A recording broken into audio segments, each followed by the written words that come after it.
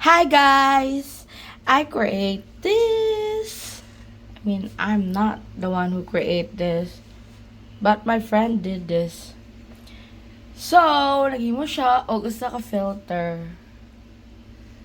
Kani, muna siya ang hose. Inside sa kaning galon. Dahil mudagan na siya dire. As you can see, dire, mudagan dire. And then here. Naido ka filter para saan sa mga hugaw na tubig. And kaning water pump para mo-under siya. And as the results, wait. Let me show you guys. Saan siya pagpa-andar. So here, mineral water ni siya. Here. Like that.